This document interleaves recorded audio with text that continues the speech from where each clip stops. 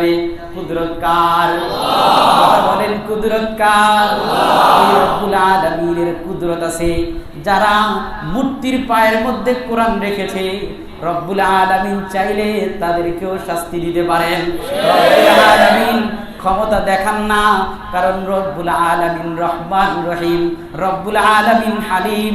এই জন্য রব্বুল আলামিন দেখান না। যখন দেখাইব পালাইবার জায়গাও পাবে না। ক্ষমতা আসেনি? এত বড় আসমান। নাহমাদুহু ওয়া নাস্তাঈনুহু ওয়া নাস্তাগফিরুহু ওয়া নু'মিনু বিহি ওয়া নাতাওয়াক্কালু আলাইহি ওয়া নাউযু বিল্লাহি মিন শুরুরি আনফুসিনা ওয়া মিন সাইয়্যাতি আ'মালিনা। মান ইয়াহদিহিল্লাহু ফালা মুদিল্লা লাহু ওয়া মান ইউদ্লিলহু ফালা হাদিয়া লাহু ওয়া আশহাদু আল লা ইলাহা ইল্লাল্লাহু ওয়াহদাহু লা শারীকা লাহু ওয়া আশহাদু আন্না সাইয়্যিদানা ওয়া সানাদানা ওয়া হাবিবানা وحبيب ربنا وطبيبنا وطبيب قلوبنا وأولانا ومولانا محمدا عبده ورسوله صلى الله تعالى عليه وعلى آله وأصحابه وبارك وسلم تسليما كثيرا كثيرا. أما بعد فأعوذ بالله من الشيطان الرجيم. بسم الله الرحمن الرحيم. يوم تكون السماء كالمهل وتكون الجبال كالعهن ولا يسأل حميم حميما. يبصرونهم يود المجرم لو يفتدي من عذاب يومئذ ببنيه وصاحبته وأخيه وفصيلته التي تؤويه ومن في الأرض جميعا ثم ينجيه. صدق الله مولانا العظيم وبلغ رسوله النبي الأمي الكريم ونحن على ذلك لمن الشاهدين والشاكرين والذاكرين والحمد لله رب العالمين. اللهم صل على محمد وعلى آل محمد كما صليت على إبراهيم وعلى آل إبراهيم إنك حميد مجيد.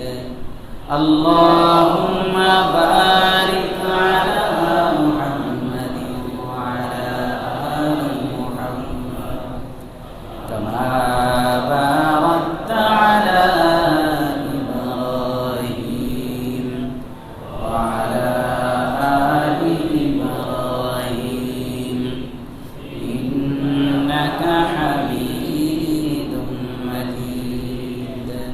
بلغ العلا بكماله كشف الدجى بجماله حسنت جميع خصاله.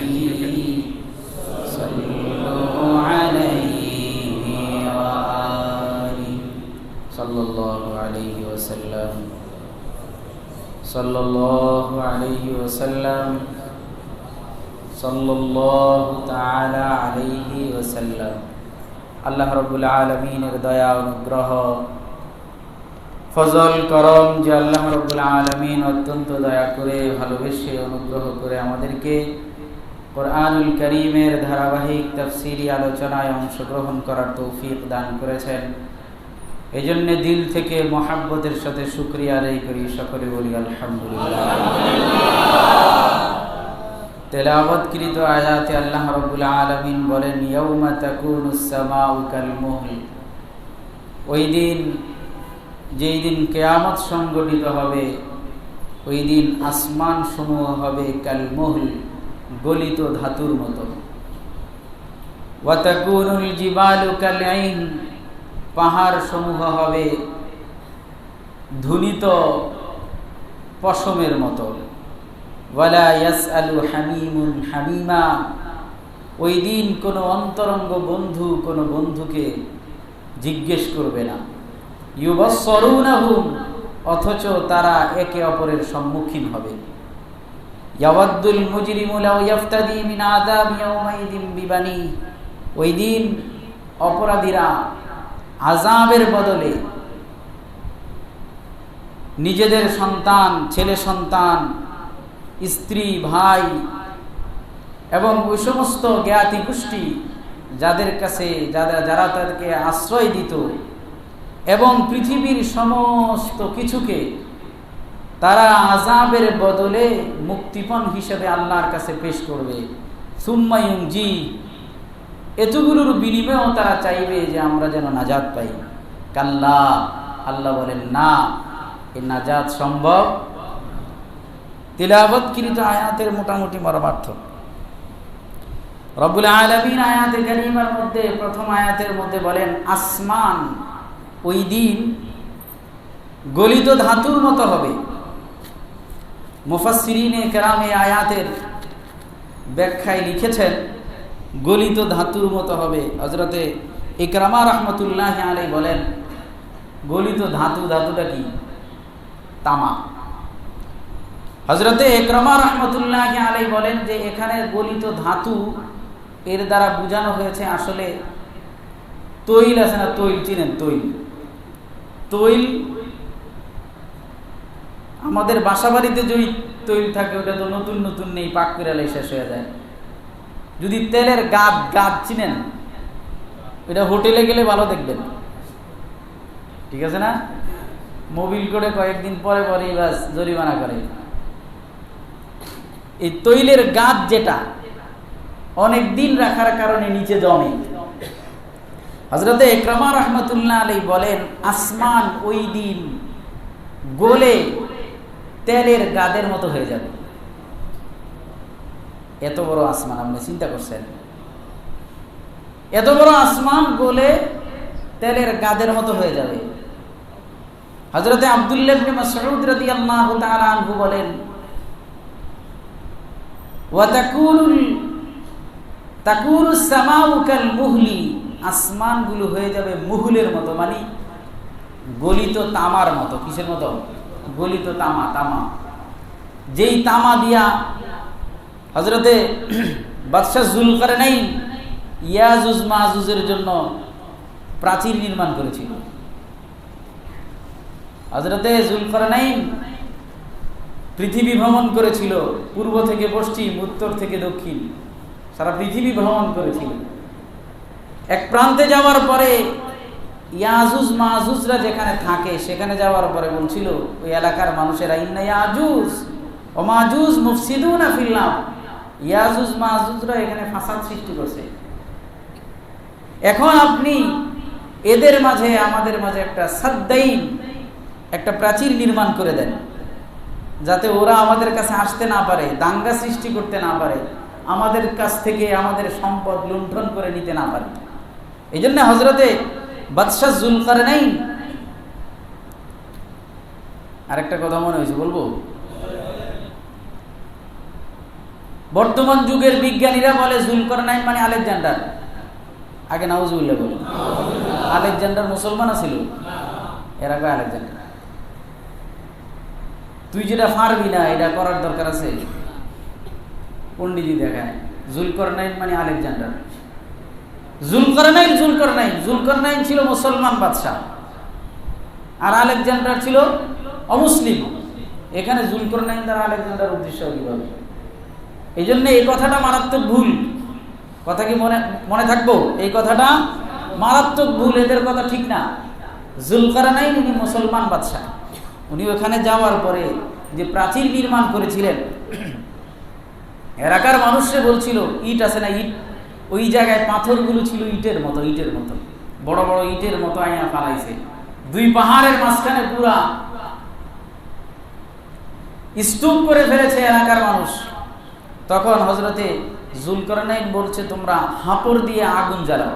আগুন জ্বালাইয়া দিয়া হাপড় চাপ দিলে আগুন বাড়ে না? কামারের দোকানে হাপড় আছে, এটা দিলে আগুন বাড়ে, লোহার আগুন বাড়ে। লোহার আগুন যখন বেড়েছিল তখন হযরতে জুলকারনাইন ওই এলাকার মানুষকে বলেছিল,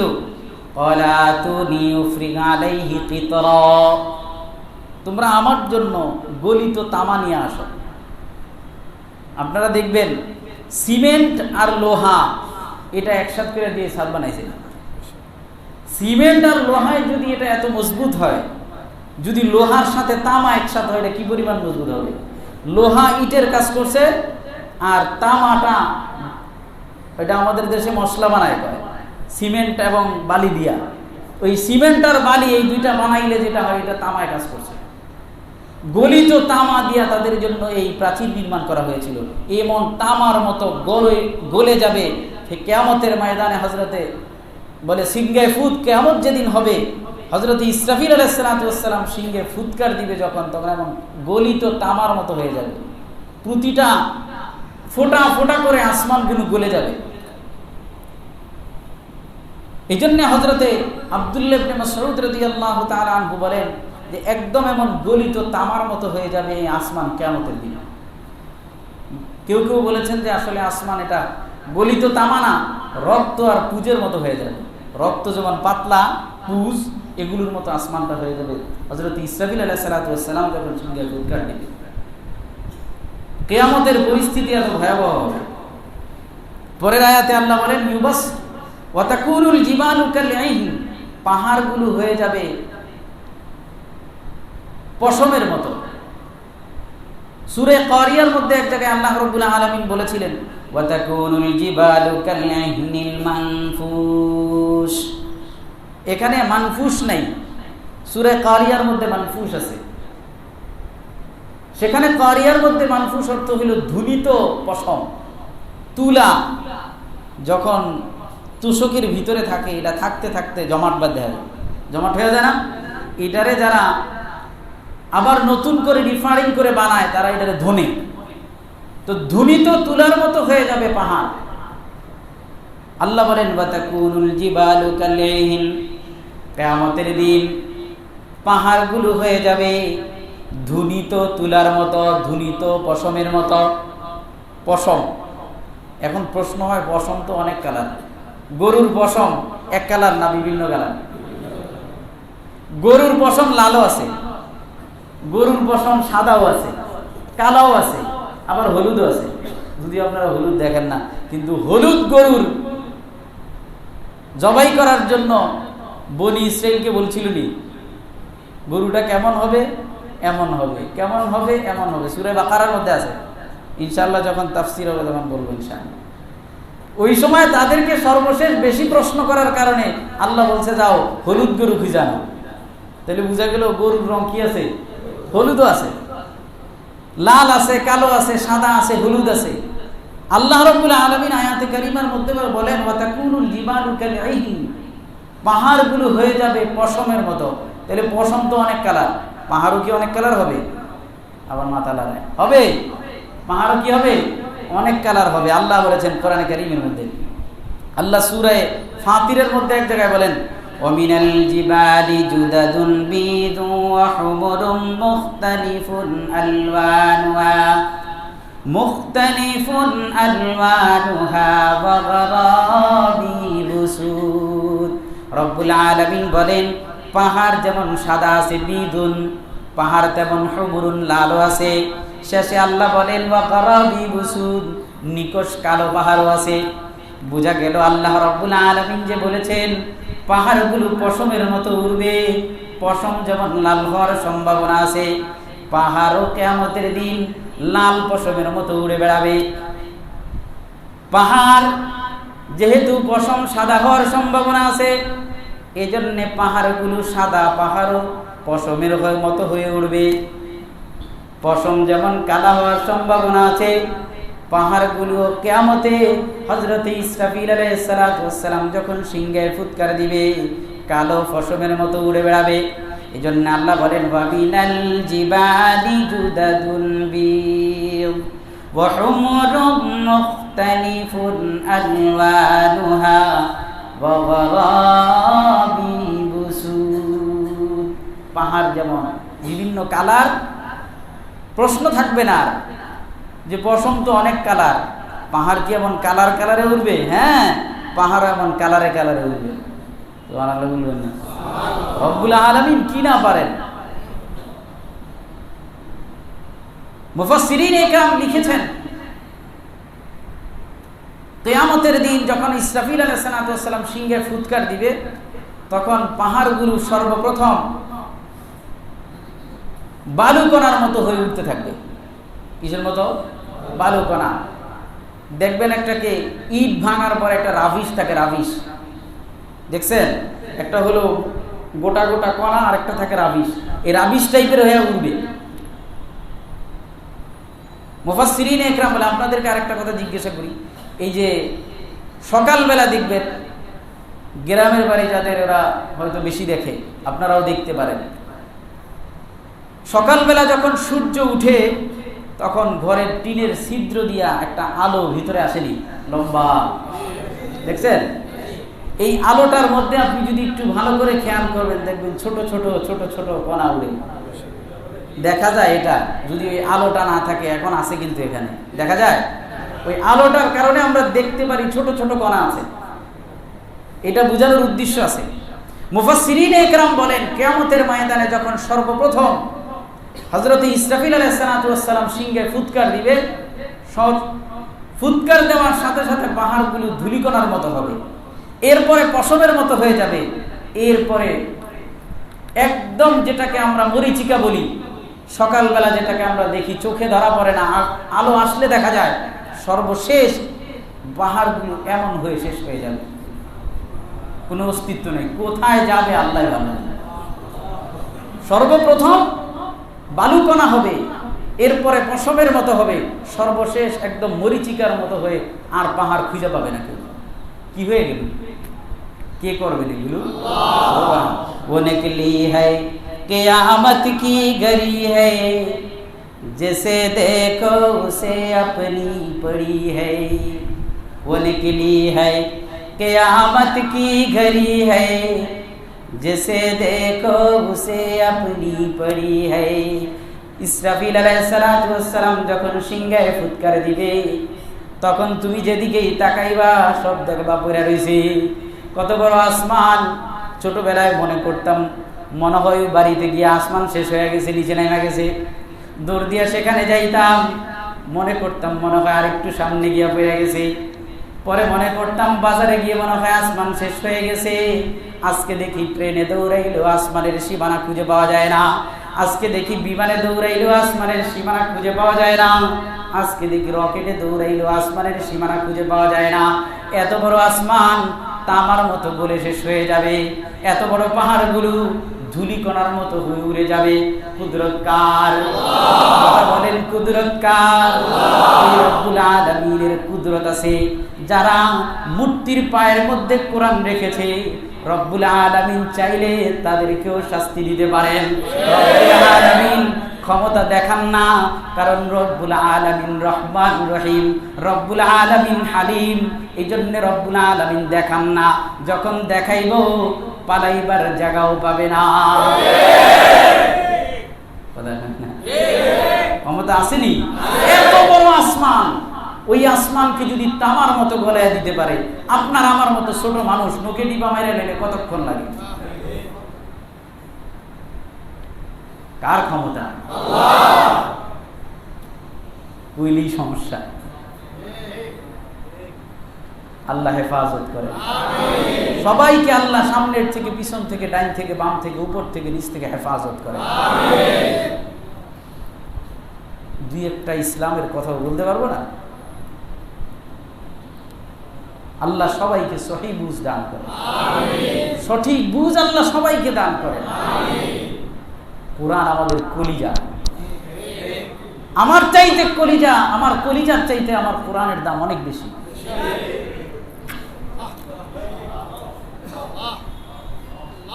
কি তাফসীর করব? তাফসীর কি করব বলে?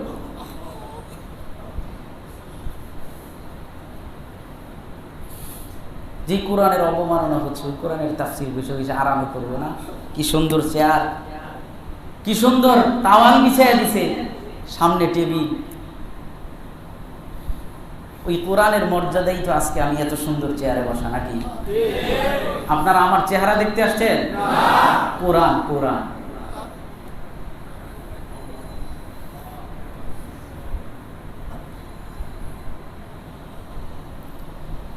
হায় হায় আল্লাহ, আল্লাহ সবাইকে হেফাজত করেন, দ্বীন ইসলামকে হেফাজত করেন। কে হেফাজত করবে? নূর হক শমে ইলাহি কো বুঝা सकता है कौन, नूर हक शमे इलाही को बुझा सकता है कौन, जिसका हामी है खुदा उसको मिटा सकता है कौन, चिरागे रात के इज़्ज़त बर फरूजाद हरा कज़दम ज़नदरी शश बसूजाद। কোরআনের বাতি জ্বালাইছে কে? ইসলামের বাতি জ্বালাইছে কে? এই বাতি যদি কেউ ফু দিয়া নিবাইতে যায়, দাড়ি মোছ চুল সব গো পুরা শেষ হয়ে যাবে। জ্বালাইছে কে? চিরাগেরা কে ইজাদ বর ফরুজাত হারা কজদম জানদরি শশ বসুজাত। কারোর সাথে আমাদের দুশমনি নেই, কথা বলেন। দুশমনি আছে কারোর সাথে? আমরা কোন দল করি? দুশমনি আছে কারোর সাথে? সবাই আমাদের ভাই ভাই। আমরা সবাই চাই একসাথে একতালে। আমি জুমার সময় বলেছি, আমরা সবাই একতালে একযোগে জান্নাতে যেতে চাই।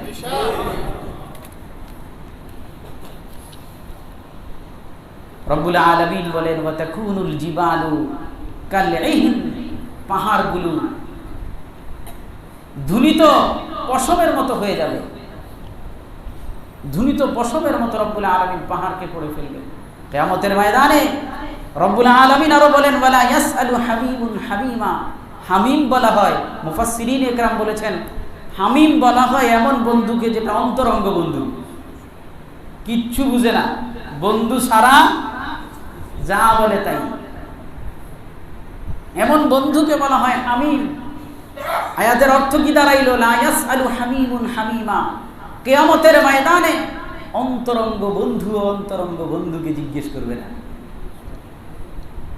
এখন কি সুন্দর বন্ধু, তুই জান চাইলে জান দিতে প্রস্তুত। কথা বলেন, আসেনি এমন? তুই জান চাইলে জান দিতে প্রস্তুত। টাকা পয়সা দম দৌলত যা চাস, সর্বশেষ যদি আমার জানটাও চাস এটাও দিব। আসেনি? এই বন্ধু কিয়ামতের ময়দানে জিজ্ঞেস করবে না। এই জন্য বন্ধু বানাইতে হবে এমন বন্ধু যেটা আখিরাতে গেলে কাজে লাগে। এখন বন্ধু জান কত কিছু, আখিরাতে গেলে কাজে আসবে না, এই বন্ধুর দরকার নেই। বন্ধু ওইটা দরকার যেটা আখিরাতে গেলে কাজে আসবে। হযরতে আব্দুল্লাহ ইবনে আব্বাস রাদিয়াল্লাহু তাআলা আনহুমা বলেন ইয়ারিফু বাযুহুম বাযা ওয়া ইয়াতাআরাফুনা বাইনাহুম সুম্মা ইয়াফিরু বাযুহুম বাযা। এই আয়াতের ব্যাখ্যা আব্দুল্লাহ ইবনে আব্বাস রাদিয়াল্লাহু তাআলা আনহু সাইয়্যিদুল মুফাসসিরিন বলেন যে এই অন্তরঙ্গ বন্ধু একে অপরকে চিনবে, তার হবে পরিচয় হবে, কিন্তু সুম্মা ইয়াফিরু বাযুহুম বাযা, একে অপর থেকে ভাইগা চলে যাবে। তুই দাঁড়া, আমি আসতেছি। আমার এক ঘটনা শোনাবো। আমি এক জায়গায় গেছি ঘুরতে, তো আমার একটা পরিচিত মানুষ ছিল, বন্ধু না যদিও পরিচিত, ভালো ভালো পরিচিত। রেনিয়া ঘুরতেছি, হঠাৎ করে সে আমার একটা আসতেছি, আজও পর্যন্ত আসতেছে, মোটামুটি মনে করেন যে 8-10 বছর হয়েছে, এখনো কি আসতেছে। আসতেছি কইয়া সে এখান থেকে পালাইছে, আর আসে না। দুনিয়াতে যদি এই অবস্থা হয়, আখেরাতে জিজ্ঞেস করবে? এমন বন্ধু বানাইতে হবে যেটা আখেরাতে কাজে আসে। অন্তরঙ্গ বন্ধু অন্তরঙ্গ বন্ধুকে কিয়ামতের ময়দানে জিজ্ঞেস করবেন। আল্লাহ আয়াতের পরে দিয়ে বলেন ইউবাসসিরুনাহুম, তাদের একে অপরের সামনে সম্মুখীন করা হবে। অন্তরঙ্গ বন্ধুকে কিয়ামতের ময়দানে একজনের সামনে আরেকজনকে উপস্থিত করা হবে, একজন আরেকজনকে দেখবে, কিন্তু এরপরে কেউ কাউকে কিছু জিজ্ঞেস করবে না। ইমাম বগবী রহমতুল্লাহ আলাইহি তাফসীরে বগবীতে লিখেছেন, আত্মীয় স্বজন, বন্ধু বান্ধব, প্রিয় মানুষগুলো কিয়ামতের ময়দানে দেখবে ঠিক। এই যে আমার সামনে দাঁড়ানো আমার মুসল্লিরা কি মহাব্বত করে, খতিব সাহেবকে দেখবে, কিন্তু খতিব সাহেবের মামলা নিয়ে ব্যস্ত, মুসল্লিরা মুসল্লিদের মামলা নিয়ে ব্যস্ত। আল্লাহ এই বন্ধু যাতে না হয়, আমরা যাতে একে অপরকে সুপারিশ করে জান্নাতে নিয়ে যেতে পারি। যাবেন না ইনশাআল্লাহ? আমি যদি পেছে করে যাই, আপনারা আমায় নিয়ে যাবেন না ইনশাআল্লাহ? কারণ এটা আল্লাহর আদালত। আল্লাহ যদি কয় তুই মানুষকে খুশি করবার লেগে সুদ দিছিলি, তখন কি পরিস্থিতি হবে? তুই মানুষকে খুশি করবার জন্য ওয়াজ করছিলি, তাফসীর করছিলি, তখন আমার কি পরিস্থিতি হবে? ওই সময় আপনারা আমার বাসায় নিয়ে যায় মেহরবানি করে। কিয়ামতের ময়দানে বন্ধু বন্ধুকে জিজ্ঞাসা করবে না, ও ভাই। এই জন্য এমন বন্ধু বানাইতে হবে যেই বন্ধু কিয়ামতের ময়দানে কাজে আসে। মুমিন বন্ধু কিয়ামতের ময়দানেও কাজে আসবে।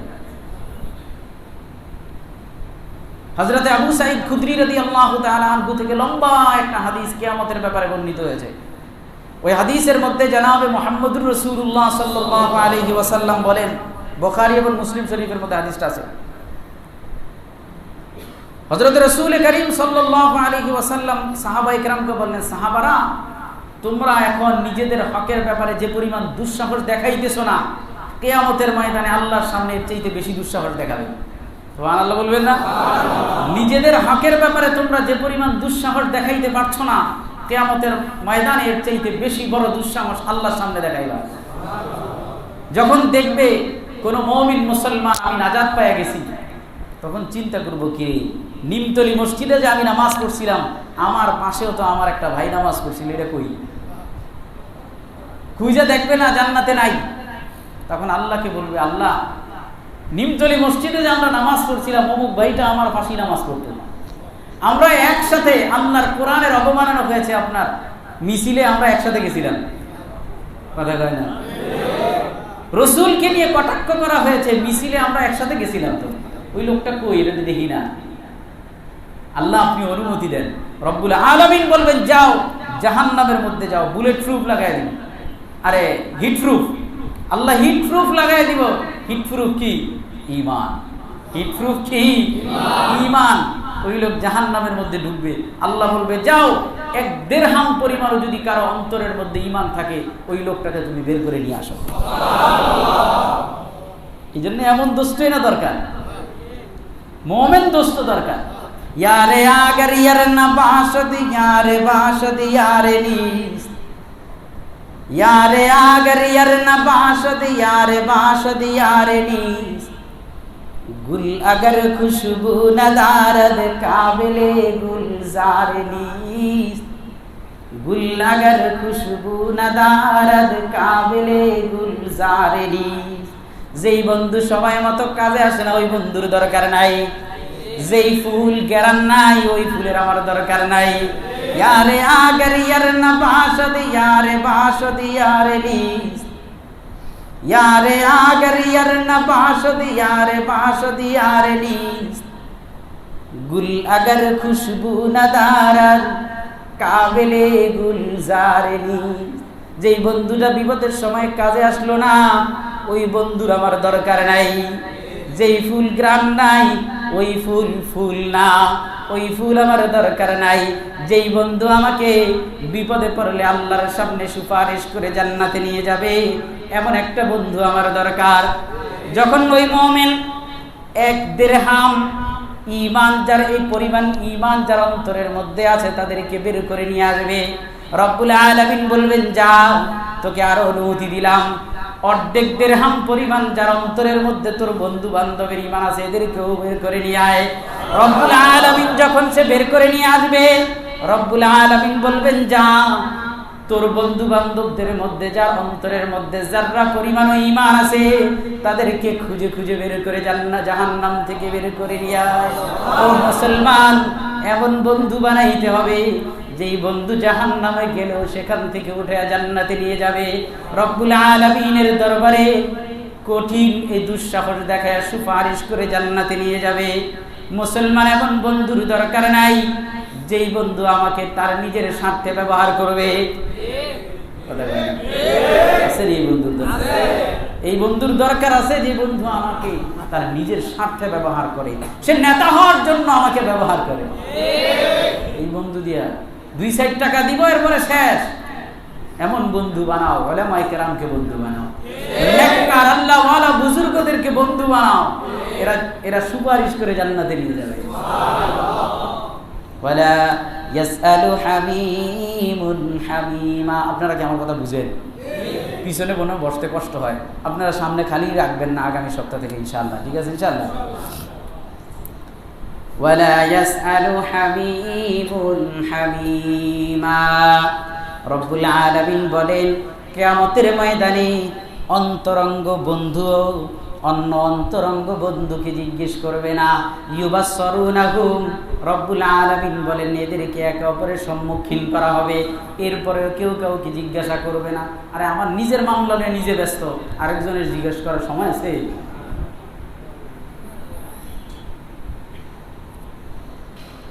এরপরে আল্লাহ রাব্বুল আলামিন বলেন ইয়াওয়াদ্দুল মুজরিমু লাউ ইয়াফতাদি মিন আযাবি ইয়াওমাইযিন বিবানিহি ওয়া সাহিবাতিহি ওয়া আখিহি ওয়া ফাসিলাতিহি আল্লাতী তুওয়ি ওয়া মান ফিল আরদি জামিআন সুম্মা ইউনজি।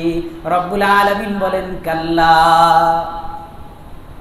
যে মুজরিম, যে অপরাধী, সে চিন্তা করবে নিজে আযাব থেকে বাঁচার জন্য ওই দিন মুক্তিপণ হিসেবে নিজের ছেলেদেরকে দিয়া দিবে, মুক্তিপণ হিসেবে নিজের স্ত্রীকে দিয়া দিবে, মুক্তিপণ হিসেবে নিজের ভাইকে দিয়া দিবে, মুক্তিপণ হিসেবে নিজের জ্ঞাতি গোষ্ঠীর মানুষগুলোকে দিয়া দিবে, মুক্তিপণ হিসেবে সারা পৃথিবীর সমস্ত মানুষ দিয়া দিবে। এরপরেও তুম্বায়ুঙ্গি, বিনিময় হলেও যদি আমি মাপ পাওয়া যাই, কথা কি বুঝতেছেন? সব দিয়া দিন, আল্লাহ মাফ করে দেন। সম্ভব? আল্লাহ কি বলেন? কাল্লা, কখনো সম্ভব না। এটা কখনো সম্ভব না। এখানে আল্লাহ রাব্বুল আলামিন বলেন ওয়া ফাসিলাতিহি আল্লাতী তুউবি। এর অর্থ কি? ফাসিলাতিহি আল্লাতী তুউবিহির মুফাসসিরিন ইকরাম অনেকগুলো অর্থ করেছেন। আমি আপনাদেরকে কয়েকটা বলবো। এক নাম্বার হলো নিজের বংশের লোক, নিজের বংশ আছে না, নিজের একটা বংশ, মৌলবী বংশ, হাওলাদার বংশ, চৌধুরী বংশ, বংশ আছে না, এই বংশের ফাসিলাতিহি আল্লাতী তুউবি, নিজের বংশের লোকগুলোকে মুক্তিপণ হিসেবে আল্লাহর কাছে দিয়ে দিবে। চাইবে আর কি, দিতে পারবে? আরে বন্ধুই বন্ধুরে জিজ্ঞেস করে না, আর এদেরকে মুক্তিপণ হিসেবে করতে দেবো, কিন্তু চাইবো যে আমরা মুক্তিপণ হিসেবে দিয়া দিই আমার বংশের লোকগুলো। মুফাসসিরিন ইকরামের মধ্যে কেউ কেউ বলেছেন যে এখানে ফাসিলাতিহি আল্লাতী তুউবির অর্থ হলো আমার সমাজের মানুষ, আমরা নিমতলিতে যারা থাকি, এদিক দিয়ে আশেপাশে সব মিলে আমি মোটামুটি যেই এলাকা কেন্দ্রিক থাকি, যেমন আমার অফিস আছে, আমি হসপিটালে যাই, হসপিটালের এলাকা, মানে যাদের সাথে আমি সারা পৃথিবীতে চলাফেরা করি, এই যে আমার সমাজের সব মানুষকে এরা মুক্তিপণ হিসেবে দিবে। ফাসিলা মানে এটা। হযরত ইদ্রিস কান্দেলভী রহমাতুল্লাহ আলাইহির ব্যাপারে একটা ঘটনা উল্লেখ আছে। হযরত ইদ্রিস কান্দেলভী রহমাতুল্লাহ আলাইহির ব্যাপারে আমার শাইখ মুর্শিদ, শাইখুত তাফসীর আল্লামা খুরশিদ আলম কাসিমি দামাত বারাকাতুহুল আলিয়া, উনি একটা ঘটনা উল্লেখ করেছেন, আমাদের সামনে কয়েকবার বলেছেন যে হযরত ইদ্রিস কান্দেলভী রহমাতুল্লাহ আলাইহিকে তার পরিবারে বাসায় গেলে বলে না, স্ত্রীরা বলে কিন্তু বাসায় গেলে যে দেখো ওই ভাবির ঘরে কত সুন্দর সুন্দর সোফা, আমরাও একজোড়া সোফা কিনা দরকার, কথা কয় না? বলেনি? ওই ঘরে কত সুন্দর একটা আলমারি বানাইছে 3 পাটের। আমাদের ঘরেরটা 2 পাটের, এখন একটা 3 পাটের আলমারি বানানো দরকার, বলে না? ওই ঘরে কি সুন্দর, সময় কি বেশি হয়ে যেতেছে? ওই ঘরে কি সুন্দর ওয়ার্ড্রোব আছে, আমার ঘরে একটা দরকার, আমার ভেঙে গেছে, বলে না? হযরতে ইদ্রিস কান্দলবী রহমতুল্লাহ আলাইহির বিবি, আপনি চিন্তা করেন, উনি ইদ্রিস কান্দলবী রহমতুল্লাহ আলাইহিকে বলেন, আমার স্বামী, এই যে আশেপাশের মানুষের ঘরে কি সুন্দর ফার্নিচার, আমাদের ঘরও ফার্নিচার বানানো দরকার। না তো মানুষ কি বলবে, এলাকার মানুষ কি বলবে? এলাকার মানুষের ঘরে সব আছে, আমাদের ঘরে কিচ্ছু নাই, চাটাই ছাড়া। সুবহানাল্লাহ। ইদ্রিস কান্দলবী রাহমাতুল্লাহ আলাইহি বলেন, এলাকার মানুষ যে ঘরে টিভি উড়াইলো, এরা কি কখনো চিন্তা করেছে ইদ্রিস কান্দলবী কি মনে করবে? তুমি এরা কি মনে করবে এই জন্য ঘরে ফার্নিচার কিনো? এরা যে ঘরের মধ্যে ভিসিআর উঠাইলো, টিভি উঠাইলো, এটা কি কখনো মনে করেছে উলামায়ে কেরাম কি মনে করবে? এরা যেহেতু আমার ব্যাপারে কিছু মনে করে না, আমরা তার কথা মনে করে, সমাজের কথা মনে করে ঘরের মধ্যে ফার্নিচার আনবো কেন? এই যে মুসলমান, ফাসিলাতিহিল্লাতি তুবি, আমি সমাজের তালে পরে চুরি করি, কারণ সমাজের তালে তালে আমার ঘর সাজাইতে হবে, সমাজের মানুষের তালে তালে আমার স্ত্রী চালাইতে হবে, সমাজের মানুষের তালে তালে আমার সন্তান চালাইতে হবে। এই জন্য চুরি করে, ঘুষ খায়, সুদ খায়, বাটপারি করে, সিটারি করে। কথা বলেন কেন? সমাজের তালে তালে চলতে হবে। এই তালে তালে চলছেন যারা, এই তালে তালে যাদের চলছে, এদিকেও চিন্তা করবে, এদিকে সব ফেলিয়ে হিসাবে দিয়ে দিন। যাক, ওয়াফাসিলাতিহিল্লাতি তুই। এরপরে মুফাসসিরিন ইকরাম বলেন, ওয়াফাসিলাতিহিল্লাতি তুই আরেকটা অর্থ হতে পারে, চুরি কইরা দৌড় দিয়ে গিয়া নেতার কাছে হাজির, নেতা কয় এই আমার লোক, শেষ। শুধু আওয়ামী লীগের দোষ? আরে বিএনপিরও দোষ এটাই, যত দল আছে পৃথিবীতে সব দলের দোষ এটাই। ছোট নেতায় চুরি করে গিয়া বড় নেতার আঁচলের নিচে দাঁড়ায়, শেষ। ছোট নেতায় চুরি করে বড় নেতার কাছে যায়, শেষ। কথা কি বুঝতেছেন? ওয়াফাসিল, আমি বুঝাইবার জন্য বলতেছি, ওয়াফাসিলাতিহিল্লাতি তুবি।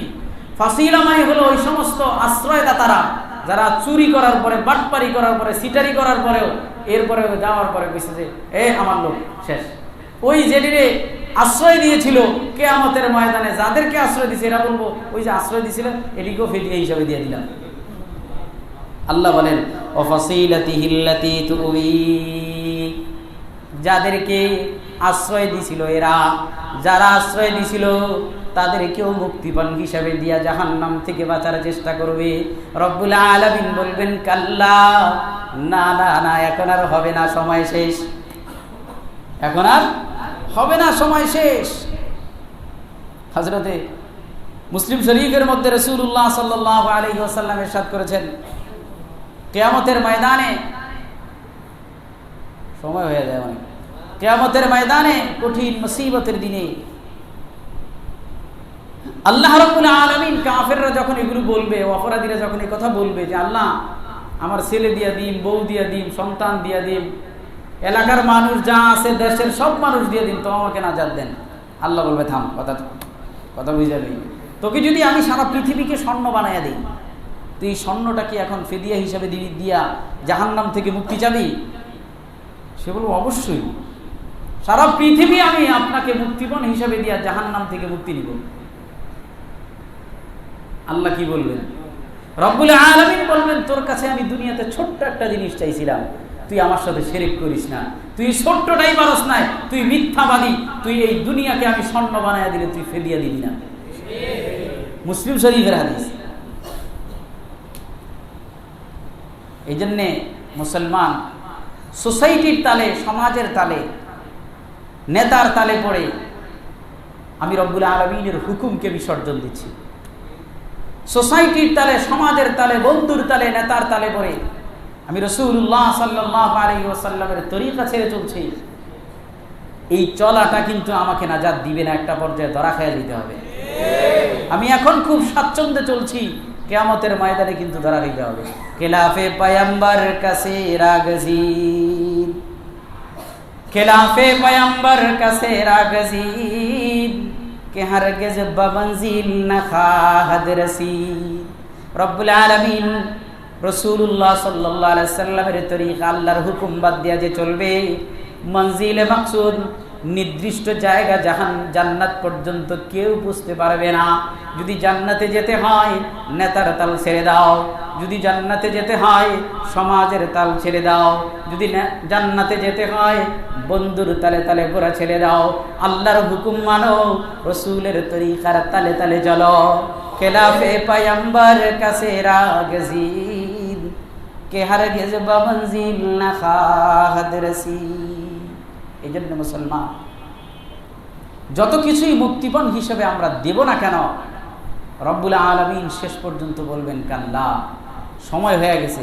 কিন্তু এই আয়াতে আর দুইটা কথা আছে, আপনারা যদি অনুমতি দেন তাহলে বলতে পারেন, সময় প্রায় অনেক হয়ে গেছে। বলবো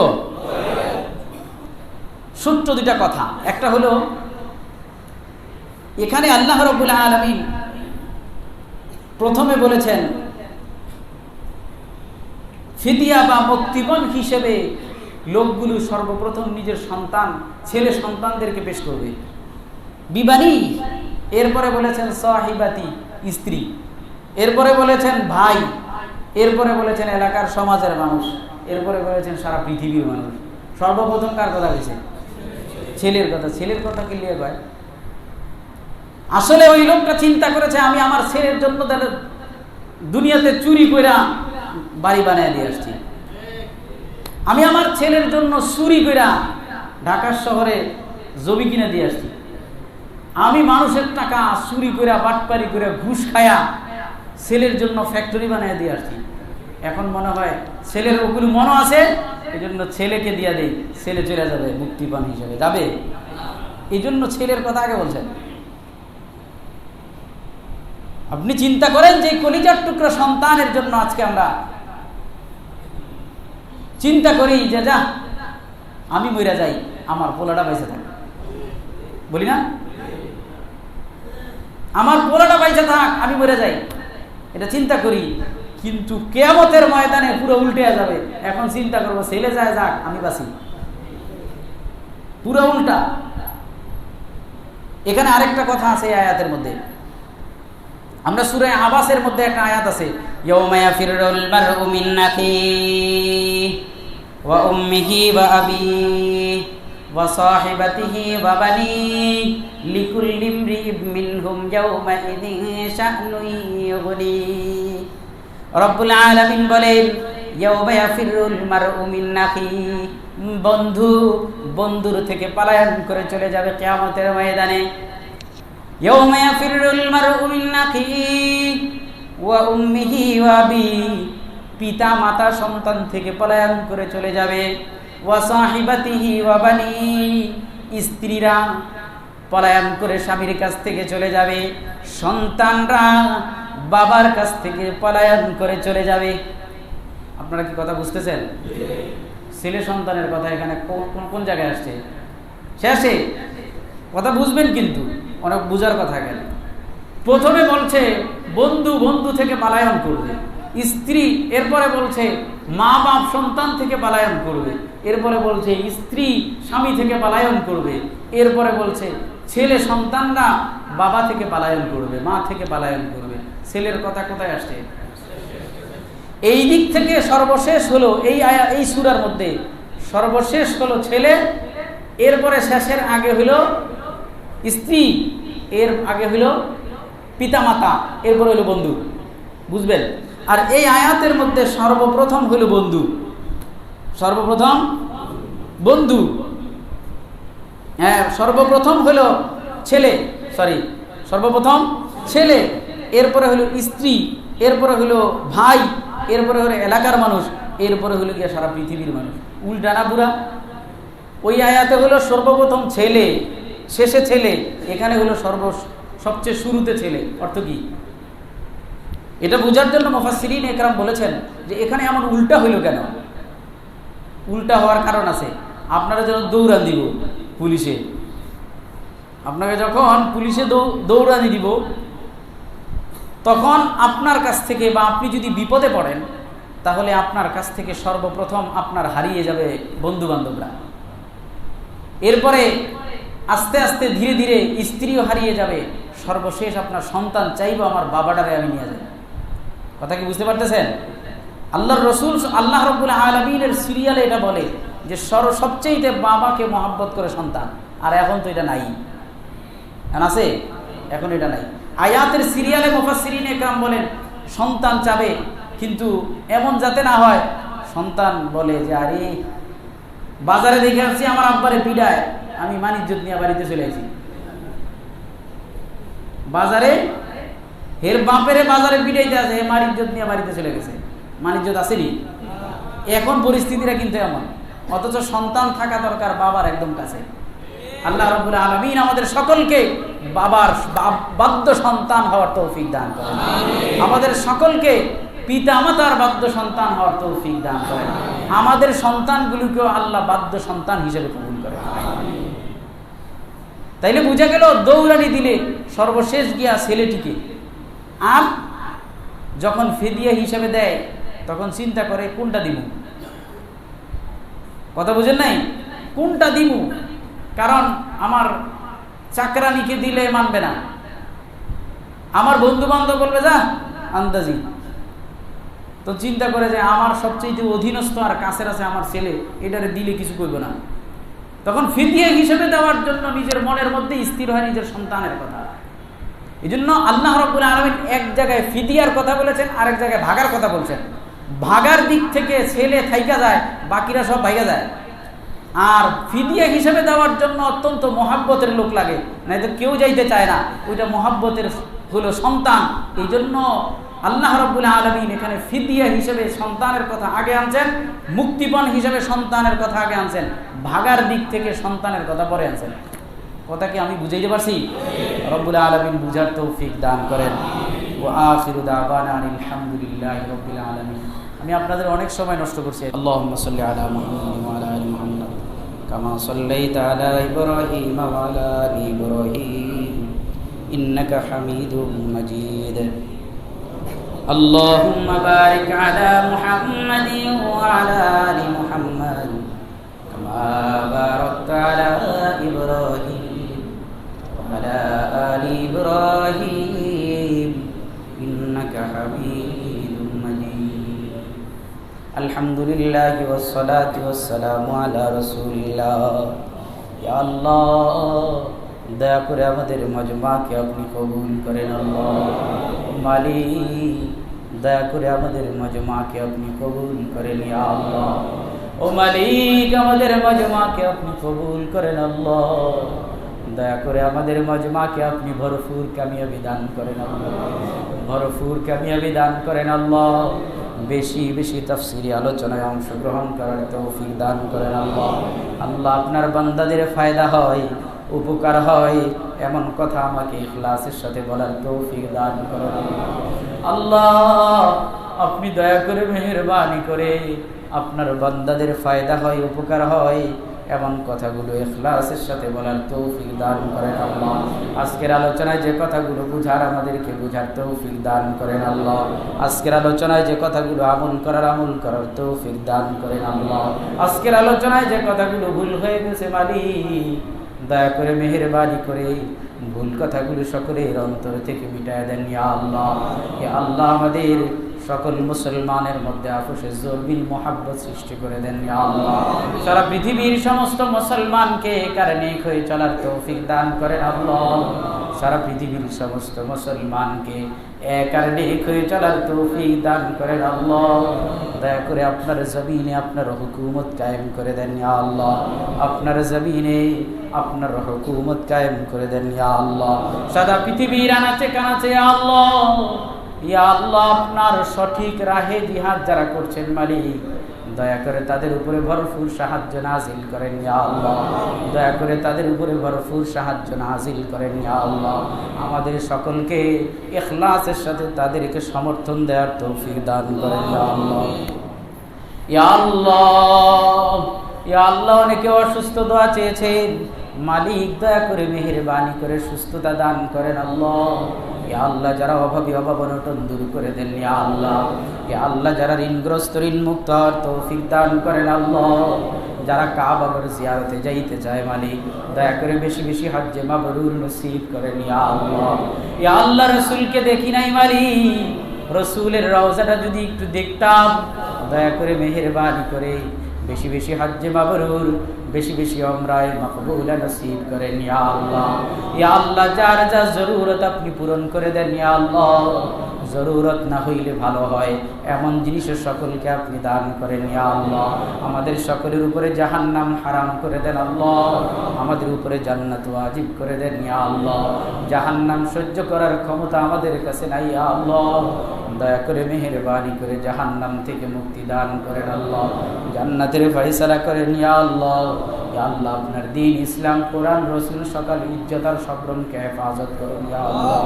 ইয়া আল্লাহ, ইয়া আল্লাহ দয়া করে মেহেরবানি করে আপনি আপনার দ্বীনকে হেফাজত করবেন বলেছেন ইয়া আল্লাহ। যাদের দিয়ে হেফাজত করবেন আল্লাহ ওই দলের মধ্যে আমাদের এই নাখান্দাদেরকেও রাখেন ইয়া আল্লাহ। ইয়া আল্লাহ যাদের দ্বারা আপনার দ্বীন কোরআন ইসলাম আল্লাহর রাসূলের ইজ্জতকে আপনি রাখবেন ইয়া আল্লাহ। আল্লাহ যাদের দ্বারা হেফাজত করবেন মালিক ওই দলের মধ্যে আমাদের এই নাখান্দাদেরকেও রাখবেন ইয়া আল্লাহ। ইয়া আল্লাহ দয়া করে রাখবেন ইয়া আল্লাহ, মাহরুম করবেন না ইয়া আল্লাহ।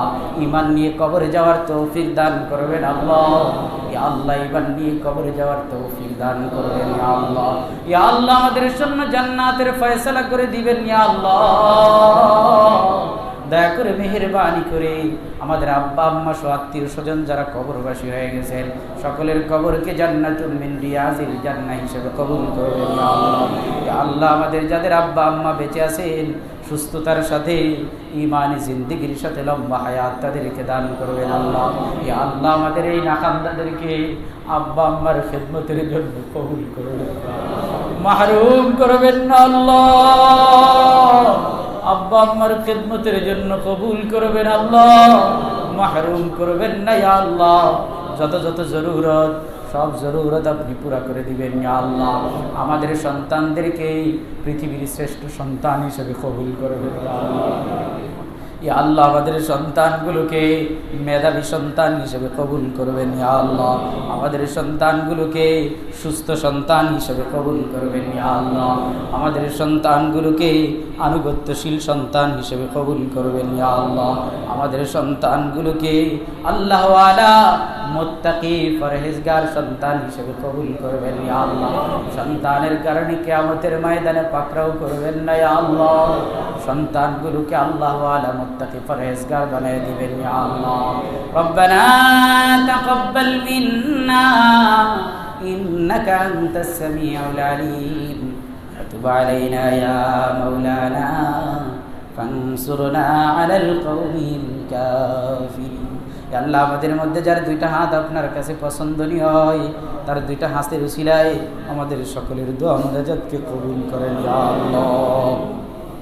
সুবহান রাব্বিকা রাব্বিল ইজ্জাতি আম্মা ইয়াসিফুন, সালামুন আলাল মুরসালিন, ওয়াল হামদুলিল্লাহি রাব্বিল আলামিন।